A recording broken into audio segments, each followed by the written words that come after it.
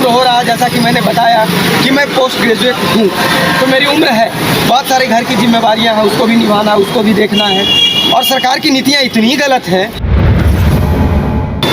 तो अब शादी का भी दबाव आता होगा? बहुत ज़्यादा दबाव आ रहा है, लेकिन क्या करें, जब तक रोजगार नहीं है तो शादी करके क्या करें। नमस्कार, न्यूज़ बाइस्कोप देख रहे हैं आप, और मैं हूँ आपके साथ अमिता। बिहार में बीपीएससी की बहाली जो हो चुकी है, लगभग 2 लाख से ज़्यादा लोग अभी जॉब भी कर रहे हैं, लेकिन कुछ ऐसे छात्र हैं, कुछ ऐसे अभ्यर्थी हैं जो कि अभी भी काफ़ी परेशान हैं। सरकार क्यों है कि तीसरा फेज जो है आने वाला है, लेकिन अब सरकार बदल गई है। पहले जेटली और नीतीश कुमार साथ में गठबंधन में सरकार बना के रखे थे, लेकिन अब नीतीश कुमार शामिल हो गए हैं। इसको लेकर के तमाम छात्र जो परेशानी में है, उसका साफ तौर पर कहना है कि अब आगे जो है क्या होगा हम लोग को पता नहीं है। एक छात्र हैं जो कि रांची पहुँचे हैं नौकरी की तलाश में, रांची पहुँचे हैं नौकरी की तलाश में, जबकि बिहार में तो बहुत सारी नौकरी मिल रहा है। देखिए, सबसे महत्वपूर्ण बात बिहार में चल रहे शिक्षक बहाली के बारे में अगर कही जाए, देखी जाए, तो सबसे महत्वपूर्ण बात है कि विगत कई सालों से आपने देखा है कि बहाली अटकी पड़ी थी। अभी अचानक से जब नई सरकार बननी है, फिर से चुनाव होना है, तो सरकार बहुत व्याकुलता में थी। उन्होंने पहला चरण बहाली दिया, जिसमें बहुत सारे ऐसे छात्र थे जिनका एकेडमिक कंप्लीट नहीं था, कुछ का पात्रता परीक्षा कंप्लीट नहीं था, लेकिन पहले बहाली में उन्होंने मौका दे दिया।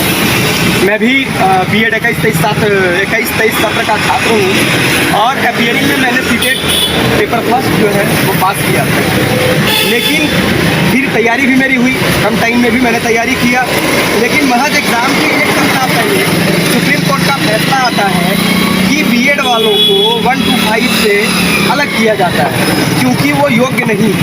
ये कहाँ तक सही है? ठीक है, अगर ऐसा कुछ होता है तो जिस समय फॉर्म भरवाया जा रहा था, सरकार को, शिक्षा विभाग को एक गाइडलाइन, एक डिस्क्लेमर दे दिया जाता है कि ऐसा कुछ हो सकता है, क्योंकि मामला तो सुप्रीम कोर्ट में 2018 से ही लंबित था। इस पर सेंट्रल गवर्नमेंट, बिहार गवर्नमेंट चाहती तो अपना कुछ कर सकती थी, लेकिन उन्होंने ऐसा कुछ नहीं किया, और लगभग 4 लाख बीएड छात्र जो है उनको 1 to 5 के बहाली से, प्रथम फेज बहाली से अलग कर दिया। जब दूसरी बहाली की बात आई तो तुरंत वहाँ उन्होंने दूसरी नीति अपनाई, और किसी भी तरह के जो अपीयरिंग छात्र थे जिनका यहाँ तक कि एग्ज़ाम ले लिया गया था, बस अंक पत्र नहीं आया था, वैसे छात्र को दूसरे बहाली से अलग कर दिया गया कि आपको मौका नहीं दिया जाएगा। इतनी जल्दीबाजी क्यों? टाइम दिया जा सकता था, 1 महीने परीक्षा पर प्रकाशित हो जाता। हमारा विश्वविद्यालय भी राज्यपाल के अंतर्गत आता है बिहार में, तो दबाव देके प्रकाशित करवाया जा सकता था, लिया जा सकता था, लेकिन उन्होंने ऐसा नहीं किया, और दूसरी बहाली से क्रम में हम भी बाहर रह गए। अब तीसरी बहाली की बात आई है, तो जैसा कि हम सब देख रहे हैं कि बिहार में सरकार गिर गई है, अभी बीजेपी और जेडीयू की सरकार आई है। इसमें स्पष्ट देखा जा रहा है कि हमारे तेजस्वी जी, पूर्व उप मुख्यमंत्री का एक बयान आता है कि ये जो रोजगार का सृजन हुआ है इतने बड़े पैमाने पर, वो जब 10 नंबर है, वो जितना बड़ा दिखाया जा रहा है उतना बड़ा वास्तविकता में ग्राउंड पर नहीं है। लेकिन चलो, जो भी है अच्छा है, आपको का भला हुआ। तो वो उन्होंने कह दिया कि ये सारी जो नियुक्ति है, सृजन है इस पद का, वो मैंने दिया। अब आनंद फानन में बीजेपी के मंत्री लोग कह रहे हैं कि बहाली हम भी दे सकते हैं, जबकि तीसरी फेज बहाली का लगभग ढांचा तैयार था। आयोग द्वारा पहले से ही निर्धारित कैलेंडर जो है विज्ञापित कर दिया गया था कि 24 अगस्त को एग्ज़ाम ली जाएगी और 24 सितंबर को रिजल्ट प्रकाशित किया जाएगा। तो समय मिल रहा था छात्रों को। अभी 21-23 के जो भी छात्र हैं बिहार में, जो बीएड हुआ है 21-23 सत्र के जो भी छात्र हैं, उनको स्टेट का मौका नहीं मिला है। अभी स्टेट जो मार्च में होने वाला था उसमें मौका मिलता, पात्रता परीक्षा पास करके वो आगामी जो 3rd फेज बहाली है उसमें उनको मौका मिलता। लेकिन जब सरकार इस तरह से बिना कुछ सोचे समझे छात्रों के भविष्य को बिना देखे हुए, बिहार के भविष्य को बिना देखे हुए, अपितु देश के भविष्य को बिना देखे हुए, आप क्वालिटेटिव एजुकेशन की तो बात करते हैं, लेकिन जब आप 15 दिन में बिना प्रिपरेशन के बच्चों से एग्ज़ाम लेंगे तो क्वालिटी कहाँ से आएगी? जाहिर सी बात है कि आपको 40 नंबर में, 120 में 40 नंबर में आपको रिजल्ट देना पड़ेगा।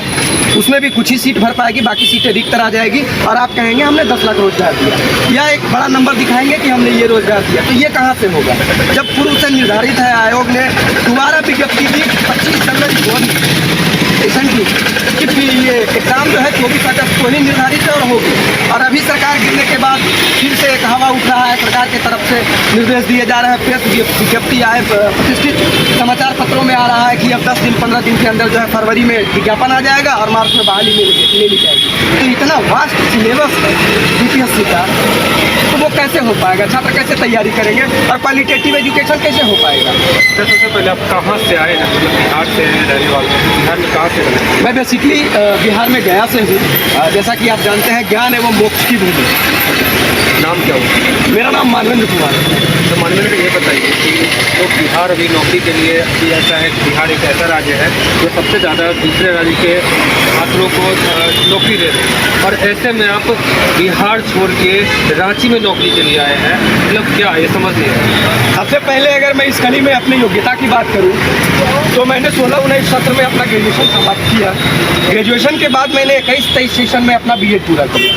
तत्पश्चात मैंने बीएड के साथ साथ डिस्टेंस मोड में, जो कि यूजीसी के गाइडलाइन के अकॉर्डिंग मान्य है, मैंने अपना हिंदी में मास्टर्स कंप्लीट किया। गया से आए हैं आप मानवेंद्र, और आपने मतलब लोग अभी बिहार जो है सबसे ज़्यादा नौकरी देने वाले दूसरे राज्यों से जो लोगों को नौकरी देने में नाम अपना बना रखी है, और ऐसे में आप गया से रांची आए हैं नौकरी करने। इस कड़ी में अगर देखें तो मैं योग्य भी हूँ, लेकिन सरकार की जो नीतियाँ हैं नौकरी देने के पक्ष में, वो बहुत बुरी है। पिछले 5-10 साल से आप देख रहे थे कि बिहार में शिक्षक या किसी भी नियुक्ति की स्थिति क्या थी। अभी इतनी जल्दीबाजी क्योंकि 15 दिन 20 दिन का मात्र समय दे दिया जा रहा है, 1 महीने का समय दिया जा रहा है, और आनंद फानंद में बहाली ली जा रही है। हम भी योग्य थे, लेकिन मेरा ये परीक्षा फल प्रकाशित नहीं होने की वजह से द्वितीय चरण जो बहाली थी उससे हम वंचित रह गए। अभी तृतीय चरण बहाली की बात है, लेकिन ज़रूरतें रुकती नहीं है। उम्र हो रहा है, जैसा कि मैंने बताया कि मैं पोस्ट ग्रेजुएट हूँ, तो मेरी उम्र है, बहुत सारे घर की जिम्मेवारियाँ हैं, उसको भी निभाना, उसको भी देखना है। और सरकार की नीतियाँ इतनी गलत हैं कि अभी उन्होंने बोला कि मैंने निर्धारित किया कि 24 में हम 2024 में और लगभग अगस्त में एग्ज़ाम लेंगे। मेरी कुछ ज़रूरतें हैं, उस वजह से मैं यहाँ रांची आया और सोचा कि अपना कुछ यापन के लिए भी किया जाए, घर परिवार के लिए खड़ा हुआ जाए।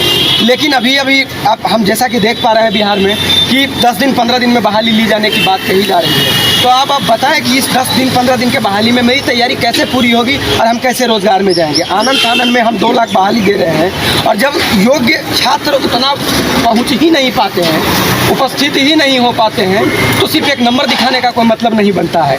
एक गाइडलाइन होना चाहिए, एक ड्यूरेशन होना चाहिए, कितने ड्यूरेशन में हम लेंगे। एटलीस्ट 90 दिन का तो समय देना चाहिए बहाली में, लेकिन ऐसा हो नहीं रहा है। तो हम मजबूर हैं और बिहार छोड़ के अब देख रहे हैं। कहने का मतलब कहीं ना कहीं इलेक्शन को लेकर के ऐसा किया जा रहा है। बहुत बिल्कुल, सरकार बस अपना पक्ष देख रही है कि हम सरकार में आने के लिए इस तरह का बस एक प्रलोभन है। ये उनकी नीति नहीं है, ये उनका कर्तव्य नहीं है कि उन्होंने 5 साल 10 साल 15 साल बिहार में राज्य का नहीं है। बस ये उनका प्रलोभन है कि बस इलेक्शन में हम अंतिम समय में प्रलोभन दें और फिर से एक बार हम पुनः कुर्सी पर विराजमान हो जाए और 5 साल फिर आराम से सोए रहें, और फिर जब समय आए तो कुछ थोड़ी मोड़ी बहाली कुछ संख्या हमें देकर और बड़ी संख्या दिखा के जनता को झुठलाया जाए, अंधा बन के बुर्बक बनाया जाए। क्या एज हुआ आपका? मेरा एज अभी 26 है। घर से दबाव भी आता होगा? बहुत दबाव है भैया, हम भी खुद, मेरे बाबूजी अक्सर बीमार रहते हैं। अभी स्थिति ये है कि हम बहन की शादी तय किए हैं। बिहार में सब काम है, बालू बंद, दहेज बंद, दारू बंद, तीनों काम बस पेपर पर बंद है। बाकी ढालने से मैंने 15 लाख दहेज दिया। आप विश्वास नहीं करोगे, पैसा हम कहाँ से लाएंगे? 15 लाख दहेज दिया था हमको, 28 लाख रुपये खर्च शादी में, मिनिमम 25 तो हो गए। अब हम कहाँ से लाए? रांची रोजगार करने नहीं है तो हम क्या करें? तो बिहार में सारी चीज़ें बस कागज़ पर है, बालू बंद, दहेज बंद, उस पर किसी तरह का कोई शक्ति नहीं है। बस हमने कर दिया, किया। वो ग्राउंड पर उसका अनुसरण हो रहा है नहीं हो रहा है डजंट मैटर। आप बिजली बिल कलेक्शन करवाते हैं ना भाई, बहुत सारी चीज़ों पर शक्ति सरकार अपनाती है, इन चीज़ों में शक्ति अपनाना चाहिए आपको। जब पेपर पर आप पास कर रहे हैं तो बिहार में सारी चीज़ें बस ढकोसला है। इतनी लंबी बहाली का आपको जो फिगर दिख रहा है, नंबर दिख रहा है, वो बस एक नंबर है। एक्चुअलिटी में आप देखें, लगभग पहले चरण बहाली में जो 70,000 लगभग 69,000 सीट दिखाया जा रहा है, उसमें 26,000 पहले से नियोजित शिक्षक। तो अब शादी का भी दबाव आता होगा? बहुत ज़्यादा दबाव आ रहा है, लेकिन क्या करें, जब तक रोजगार नहीं है तो शादी करके क्या करें।